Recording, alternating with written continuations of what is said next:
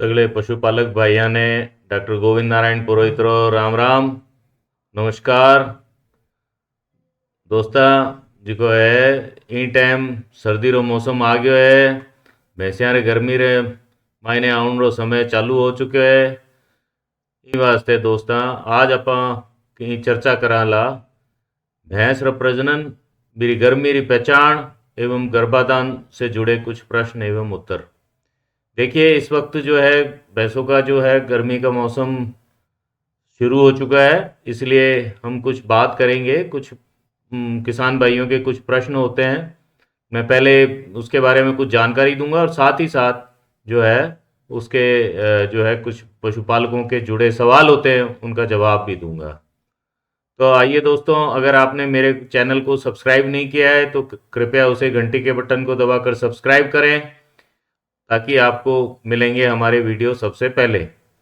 और दोस्तों इस चैनल के माध्यम से मैं पशुपालकों तक जो है उनकी समस्याओं के निराकरण हेतु कुछ वीडियोस अपलोड कर रहा हूं। आशा है आपको पसंद आएंगे। अगर आपको पसंद आए तो मेरे चैनल को सब्सक्राइब करें और घंटी के बटन को दबाकर चैनल को सब्सक्राइब करें। तो दोस्तों आज हम बातचीत शुरू करते हैं हीट की पहचान, भैंस में हीट की पहचान। भैंस के बारे में कुछ भ्रांतियां हैं, कुछ मुहावरे भी हैं, जैसे कि काला अक्षर भैंस बराबर और जिसकी लाठी उसकी भैंस। लेकिन सत्य बात यह है कि भैंस को पाकिस्तान में काला सोना कहा जाता है और भारत में भी उसे काले सोना ही कहना चाहिए, क्योंकि भारत में कुल 10.5 करोड़ भैंसें हैं जो कि विश्व की 57% है।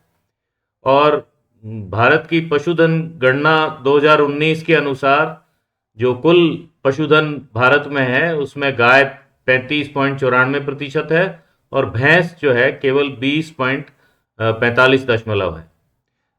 आप देखिए कि पूरे भारत में भैंसें पाई जाती है और कहाँ पर किन्हीं जगहों पर 5,000 या उससे कम, किसी जगहों पर 5 लाख या उससे अधिक, ये इस मानचित्र में दर्शाया गया है। तो आप देख रहे हैं कि पूरे भारत के करीब करीब सभी राज्यों में भैंस पाई जाती है, लेकिन सबसे ज़्यादा उत्तर प्रदेश और फिर राजस्थान इन क्षेत्रों में पाई जाती है। उसके अलावा भी बहुत सारे गुजरात, महाराष्ट्र, इन सभी क्षेत्रों में भैंस पाई जाती है। देखिए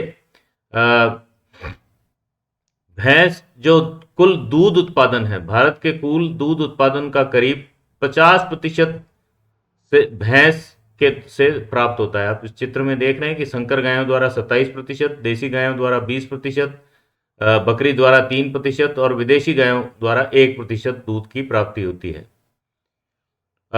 सॉरी, ये जो है भैंस के दूध का उत्पादन दर्शाया गया है। अब आपको बता दूं कि भैंस के 100 मिलीलीटर दूध में 237 कैलोरी होती है, 17.3% कैल्शियम होता है, 7.8% प्रोटीन होता है, 4.3% विटामिन ए होता है और उसके अलावा पोटेशियम, फास्फोरस, मैग्नीशियम, जिंक एवं कई सारे एंटीऑक्सीडेंट्स होते हैं। तो भैंस का दूध, ये आम धारणा है कि भैंस का दूध अच्छा नहीं होता, लेकिन ज़्यादातर दूध ही भैंस का होता है भारत में भैंस की करीब 10 नस्लें हैं, जिसमें मुर्रा, नीली रावी, सूरती, महसाणा, भदावरी, जाफराबादी प्रमुख हैं। लेकिन सबसे ज़्यादा लोकप्रिय जो नस्ल जो भारत में है वो है मुर्रा। उसके अलावा नीली रावी जो भी पंजाब और इन क्षेत्रों में पाई जाती है, पंचकल्याणी भी कहते हैं, क्योंकि इसके 5 जो है सफ़ेद वो होते हैं निशान सिर पर, चारों पाँव पर, और पूंछ भी सफ़ेद होती है। उसके अलावा जाफराबादी, सूरती, महसाणा, ये गुजरात क्षेत्र की नस्लें हैं। और उसके अलावा भदावरी उत्तर प्रदेश में और पंढरपुरी जो है वो नागपुर, महाराष्ट्र, उन क्षेत्रों में होती है। तो भैंस की कई सारी नस्लें हैं, ये प्रमुख नस्लें हैं। अब हम बात करते हैं कि पार्टी कब वयस्क होती है। देखिए भैंस की पार्टी जो है वो 4 साल में वयस्क होती है, तथा अगर उसका खान पान अच्छा हो तो जल्दी भी हीट में आ सकती है। ऐसा मानते हैं कि पार्टी जो है वो पहली बार गाभिन होने में बड़ी तकलीफ देती है, क्योंकि उसकी कई बार जो है पार्टी गूंगी पाली में होती है तो उसका पता नहीं चलता है। भैंस का मौसम अब शुरू हो चुका है। अक्टूबर से मार्च या आप यूं कह दीजिए जब दिन छोटे होते हैं, सर्दी पड़ती है, तब भैंस गर्मी में आनी शुरू होती है। भैंस में गर्मी के लक्षण क्या है? देखिए, भैंस में गर्मी के लक्षण गाय के मुकाबले में काफ़ी कमज़ोर होते हैं और भैंस जो है वो कुछ प्रतिशत भैंसें ही जो है गाय की तरह बोलती हैं जब वो गर्मी में हो, बाकी अन्यथा भैंस बोलती नहीं है। और कई सारी भैंसें जो है वो गूंगी पाली में आती है। और एक जो लक्षण भैंस दिखाती है उसको बोलते हैं डोकी। डोकी का मतलब आपने भैंस को जो है आराम से दूह के अलग बांध दिया है और पाटा भी उसके पास नहीं है, लेकिन उसके थनों में अचानक से दूध उतर आता है, इसे हम कहते हैं डोकी। भैंस गर्मी में आने के 2 से 4 दिन पहले डोकी के लक्षण दिखाती है, तो किसान भाइयों को ये समझ लेना चाहिए कि ये भैंस जो है 2 से 4 दिन में गर्मी में आने वाली है। अब कई किसान भाइयों की ये सवाल होता है कि भैंस डोका करती है पर बोलती नहीं है, क्या करें? देखिए, भैंस जब डोका कर रही है तो 2-4 दिन बाद वो गर्मी में जरूर आएगी, और इसलिए आप अगर उस समय आपने गौर किया है तो आप 2-4 दिन बाद उसे पशु चिकित्सक को दिखाएं। और नहीं बोलती है तो भी पशु चिकित्सक जो है ये पता कर लेगा कि भैंस गर्मी में है या नहीं है।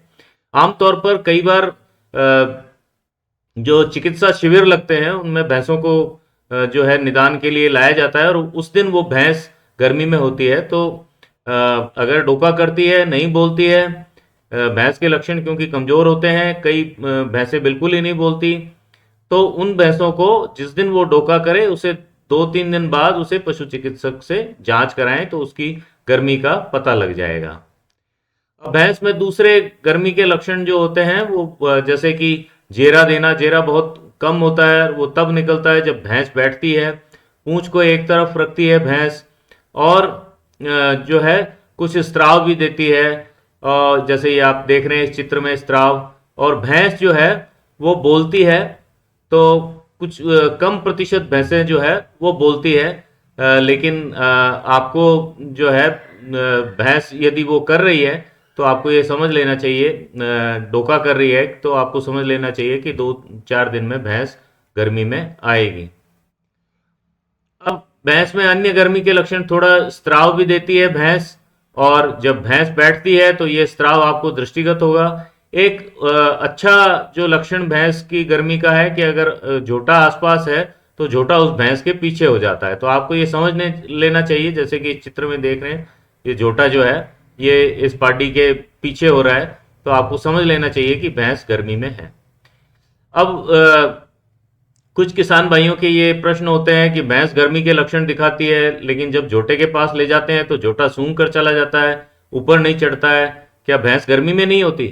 देखिए, भैंस तो गर्मी में होती है, पर क्या है कि झोटा और भैंस दोनों ही एक सुस्त जानवर हैं। झोटा खास तौर से मैथुन की प्रक्रिया में काफ़ी सुस्त है, और यदि झोटा जो है वो उस दिन उसने 3-4 भैंसों को पहले ज्ञापन किया हो, या उसकी उम्र ज़्यादा हो गई हो, तो और ऐसा भी हो सकता है कि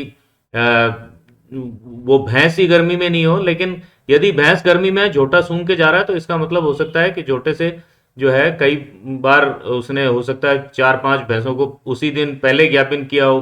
तो ऐसी स्थिति में आप जो है उस भैंस को चिकित्सक को बुला के या चिकित्सालय ले जाके कृत्रिम वीर्यदान करवाएं, तो भैंस आपकी निश्चित रूप से ज्ञापन हो जाएगी। अब सवाल ये आता है कि भैंस को गर्मी में आने पर कब ज्ञापन कराएं? देखिए कि जो भैंस है वो 24 से 36 घंटे तक गर्मी में रहती है, और प्राकृतिक गर्भाधान कराने के लिए बढ़िया ये रहता है कि आप जो है भैंस की गर्मी के लक्षण आपको जब दृष्टिगत हो उसके 12 घंटे बाद जो है आप उसको जोटे के पास ले जाएं, और जोटा जो है वो उसको जो है प्राकृतिक गर्भाधान प्रदान करेगा। और प्राकृतिक गर्भाधान जब वो करेगा, जब वो जोटा चढ़ता है, देखिए आप ये जोटा जो है अब ये इसने ये थ्रस्ट मारा, थ्रस्ट अगर उसने मार दिया है तो मतलब निश्चित रूप से वीर्य का स्खलन हो गया है अंदर, और भैंस आपकी ज्ञापन हो जाएगी। दूसरा होता है कि आप भैंस को कृत्रिम वीर्यदान के लिए कब ले जाएं। भैंस जो है 24 से 36 घंटे तक गर्मी में रह सकती है, कई पशुपालक ये मानते हैं कि भैंस जब ठंडी हो जाए तब उसको कृत्रिम वीर्यदान के लिए ले जाना चाहिए। ऐसा नहीं करें।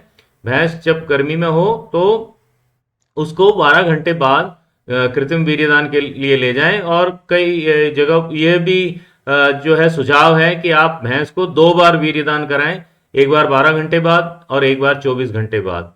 तो निश्चित रूप से आपकी भैंस जो है वो ज्ञापिन हो जाएगी। अब भैंस को ज्ञापिन कराने के बाद क्या सावधानी रखें कि भैंस रुक जाए। देखिए, भैंस को कई पशुपालक ये पूछते हैं कि भैंस को ज्ञापिन करा लिया, अब इसका दूध निकालें कि नहीं निकालें। देखिए, दूध निकालने से उसका कोई संबंध नहीं है, आप आराम से उसका दूध निकालें, लेकिन उसको बहुत ज़्यादा जो है भगाएं नहीं, और उसको जो है उसको हरा चारा खिलाएं, उसको बहुत ज़्यादा लाठी से मारें नहीं। और जो है अगर गर्मी का मौसम हो तो उसको पानी से नहलाएं। सर्दी के मौसम में बहुत ज़्यादा पानी से नहलाने की आवश्यकता नहीं है, लेकिन गर्मी का मौसम में अगर भैंस गर्मी में आई है तो उसको पानी से नहलाएं। फिर पशुपालकों के ये भी प्रश्न होते हैं कि भैंस खुलकर गर्मी में नहीं आती, ज्ञापिन कराएं कि नहीं कराएं। देखिए, भैंस जो है उसमें गूंगी पाली बहुत होती है, तो उसको बिल्कुल आप ज्ञापिन कराएं। और अगर मान लो आपको पता नहीं चलता तो आप उसको चिकित्सक से जांच कराएं, और जिस दिन थोड़े बहुत भी वो डोकी के लक्षण दिखाती है उससे 3-4 दिन बाद या 2 दिन बाद आप उसको चिकित्सक से जांच करा लें। और अगली बार आप उस तारीख को लिख कर रख लें, और उसके 20-21 दिन बाद भैंस वापस पुनः गर्मी में आएगी। सर्दी का मौसम चल रहा है, इस वक्त आपकी ज़्यादा से ज़्यादा भैंस ज्ञापिन हो तो बहुत ही अच्छा है और आपको फायदेमंद रहेगा। अब ये भी एक प्रश्न होता है पशुपालकों का कि भैंस को 3-4 बार झोटे से मिलवाया है, परंतु हर 20-22 दिन बाद फिर गर्मी में आ जाती है, कोई उपाय बताएं। देखिए, भैंस में जो है खुराव की समस्या काफ़ी कम है, लेकिन फिर भी आप जो है ये ऊपर बताए गए यदि उपाय करेंगे तो भैंस आपकी निश्चित रूप से ठहर जाएगी। फिर भी यदि नहीं ठहरती है तो ऐसा भी हो सकता है कि उस झोटे से ही बहुत सारी भैंस नहीं ठहर रही हो, उस झोटे में ही कोई कमी हो, तो उस स्थिति में आप झोटा बदलें। अन्यथा अगर ये नहीं हो रही है तो आप उसको चिकित्सक से जांच कराएं, और वो उचित जो है उपचार करेगा तो निश्चित रूप से आपकी भैंस जो है वो ठहर जाएगी। अब एक जो प्रश्न आमतौर पर कुछ पशुपालक पूछते हैं, कुछ प्रगतिशील पशुपालक पूछते हैं कि हमारे पास 10-12 भैंसें हैं या उससे ज़्यादा भैंसें हैं, हम चाहते हैं कि सभी भैंसें एक ही दिन में गर्मी में आकर ज्ञापिन हो जाएं, कोई उपाय है क्या? हाँ, निश्चित रूप से इसका उपाय है ईस्ट्रस सिंक्रोनाइजेशन। आप चिकित्सक से परामर्श करें, वो सभी भैंसों को एक साथ टीके लगाएगा और एक साथ एक ही दिन में गर्भाधान कर देगा। तो आप चिकित्सक से परामर्श करें, वो भैंसों की जांच करेगा, फिर उनको टीके लगाएगा, तो आपकी सारी भैंसें एक ही दिन जो है वो हीट में आ जाएगी और एक ही दिन जो है वो ठहर जाएगी। तो दोस्तों, ये है मेरा ये मेरा ईमेल है जिस पे आप संपर्क कर सकते हैं gnpobs@gmail.com। और मेरे यूट्यूब चैनल पे आप इस लिंक के द्वारा जा सकते हैं। और अधिक जानकारी हेतु पशु प्रजनन समस्याएं एवं निवारण पर जाएं और विभिन्न वीडियो को देखें। अगर पसंद आए तो घंटी के बटन को दबाकर चैनल को सब्सक्राइब करें। और दोस्तों, आप अपने सुझाव मुझे भेजें, आप जो है अपने लाइक्स भेजें, अपने कमेंट्स भेजें, और आप अपनी भैंस को ये कोशिश करें कि अगर वो वयस्क हो गई है तो निश्चित रूप से इस समय में वो ज्ञापिन हो जाए, ताकि आप जो है अपने नुकसान से बच सकें। धन्यवाद। जय हिंद, जय भारत। नमस्कार।